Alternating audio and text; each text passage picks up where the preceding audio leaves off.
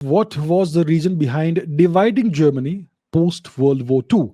Why did the World War II impact UK economically but not the US? Why many of the defeated countries became vassal states but not colonies of the US? Why could the USSR not have such subordinate states in Europe? So this is a continuation of what I was saying. At the end of World War II, Germany was defeated. The Russians, the Red Army took Berlin. The Americans took part of western parts of Germany. That became the dividing line of the Cold War, the Iron Curtain. So Berlin was divided into two camps: the Eastern camp and the Western camp. The Western camp was under the rule of the USA, and the eastern part of Berlin was ruled by the USSR. And the portions of Germany which the USSR had captured became East Germany. The portions of Germany which the Americans had captured, along with their various allied minions, that became West Germany. At the end of World War II, Britain was spent. It was a spent force. Why did the UK become a spent force? It's because they had, even in World War One, they were forced to rely on American supplies, food grains, wheat, arms, ammunition, steel, all of that in World War One, in order to fight back and survive that World War One. So by the end of World War One, the UK was indebted to the Americans. Even other countries in Europe were indebted to the Americans. In World War Two, it went even worse. The UK was the only country that was holding out to Nazi Germany. And they were able to hold out only because of this constant stream of supplies from across the Atlantic, from the US to their country. Enormous amounts of arms, ammunition, food, all of that.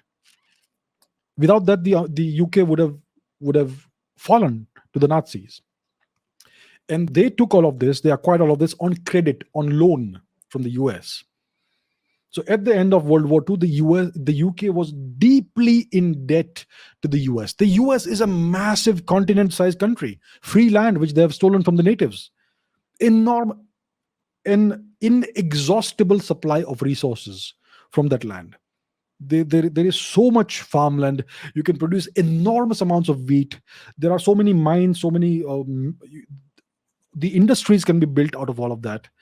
So the US had an inexhaustible supply of resources, and they were protected on one side by the Atlantic Ocean and the other side by the Pacific Ocean.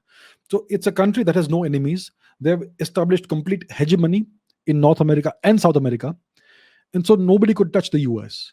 And the European nations, by the end of World War II, were heavily indebted to the US. I believe the UK is still paying back the debt of World War II.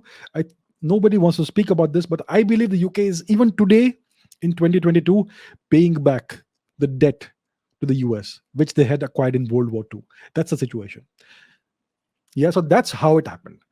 So at the end of World War II, the UK was a spent force. It was no longer a great nation, a top tier world power. It became a second class world power.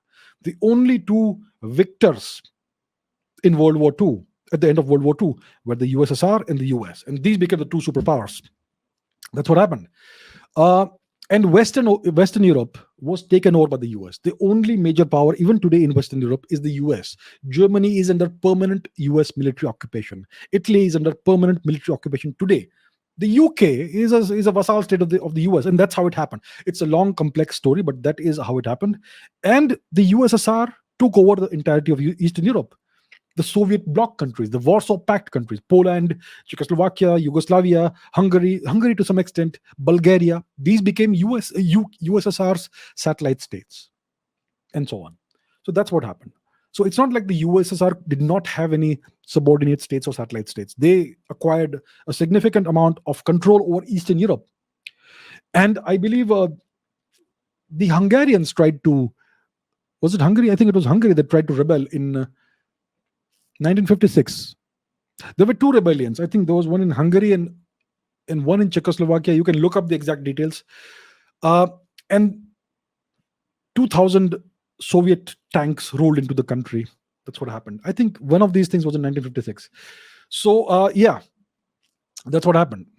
And that is the story in brief. Very interesting period of history, the Second World War, which immediately gave rise to the Cold War. in which the entire world got involved. So in 1956, the British made one last attempt at regaining uh, a great power status. They invaded Suez, Al Suez, which is the Suez Canal region in Egypt. So what happened is that the leader, the ruler of Egypt, Nasser, Gamal Abdel Nasser, he nationalized the Suez Canal, which was run by a British owned company, I believe. Yeah. So he nationalized it, he acquired it, and he said that this is our territory, it belongs to the people of Egypt, and we should rule it, we should control it. In retaliation, the British and the French invaded this region, Suez, Port Said, and all that, and they took it over very rapidly. But the Americans arm twisted the British into withdrawing. So the British withdrew. The French realized they could no longer trust the British. They also had to withdraw. And from there onwards, there was a USSR angle, all this. Israel was involved. It's a long story. So it is in 1956 that it became official that the UK is now a second class world power. It is firmly under the heel of the US. And that's how it has been.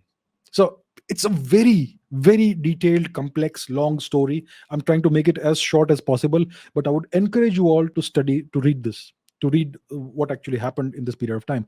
Very interesting period of history, very tumultuous period of history with lots of tragic events and all, but that's how human history always is.